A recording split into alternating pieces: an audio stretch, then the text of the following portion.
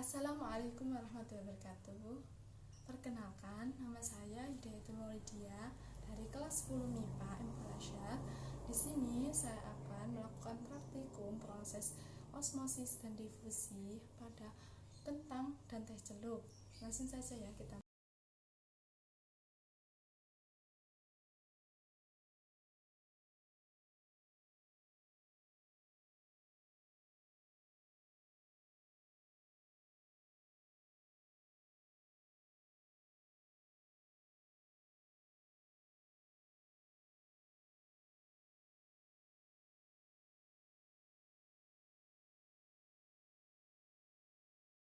Alat dan bahan osmosis pada kentang adalah yang pertama, kentang yang dipotong masing-masing 1 cm.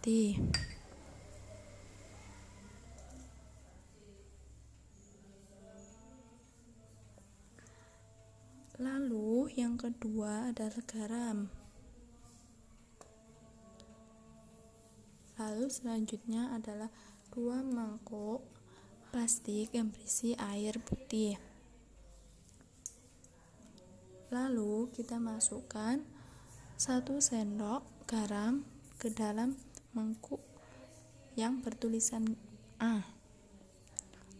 Kemudian kita aduk hingga rata.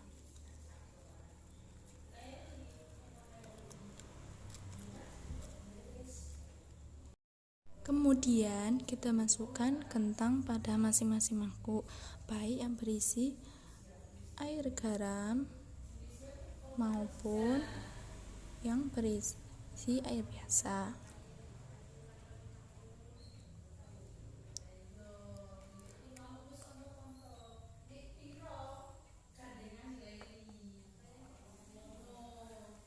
Kemudian kita pasang timer selama 1 jam.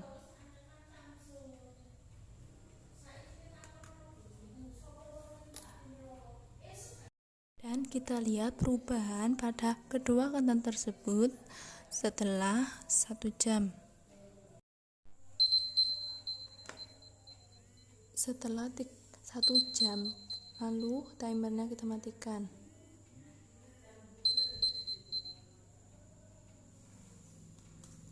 Setelah itu, kita ambil kentang yang terdapat di air garam maupun di air biasa.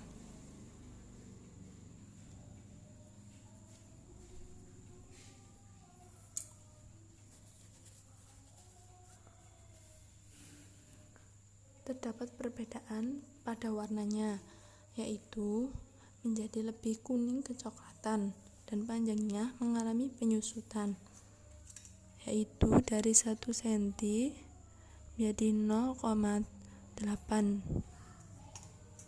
dan juga mengalami perubahan pada teksturnya menjadi lentur dan tidak mudah patah. Sekarang kita ambil kentang yang terdapat di air biasa.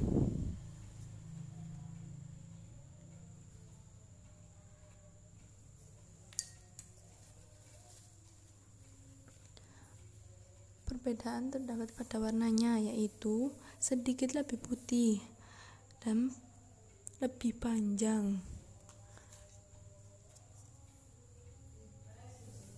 Dari 1 cm menjadi 1,2 cm.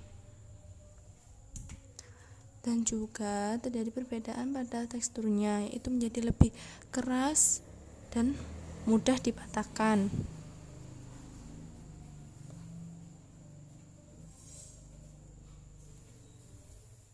Kesimpulannya yaitu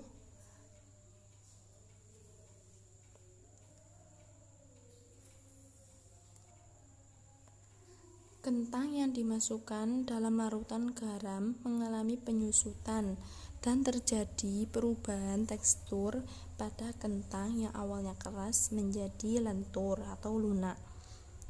Hal ini dikarenakan H2O di sekitar sel kentang lebih sedikit dibanding dalam kentang dan mengakibatkan sel kentang harus mengeluarkan H2O, sehingga terjadi pengerutan sel karena kentang kehilangan air dalam sel-selnya, sehingga sel kentang mengalami penyusutan.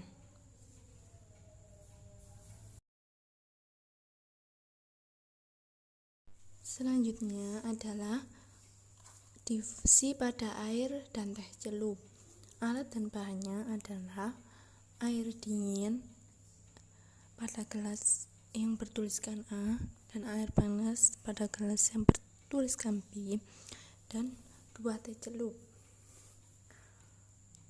Kemudian kita masukkan teh celup pada gelas air dingin dan air panas.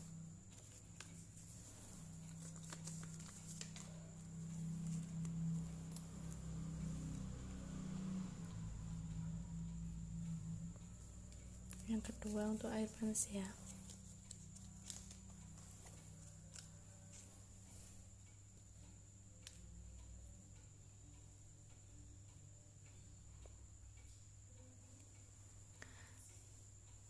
Lalu kita pasang timer selama 10 menit.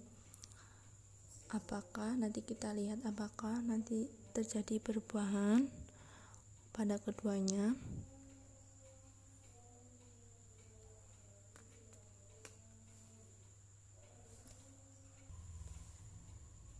Ini setelah 3 menit ada perbedaan. Setelah 3 menit berikutnya jadi seperti ini.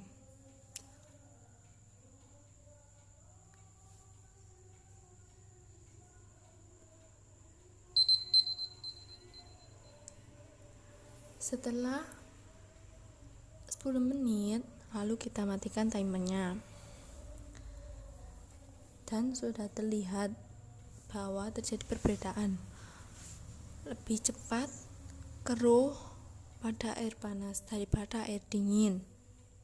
Kesimpulannya adalah suhu sangat berpengaruh terhadap kecepatan suatu partikel dalam bergerak. Sebagai buktinya bahwa teh celup yang dicelupkan dalam air panas akan semakin cepat terjadi perubahan warna dalam airnya dan perubahan warnanya pun sangat pekat daripada air dingin.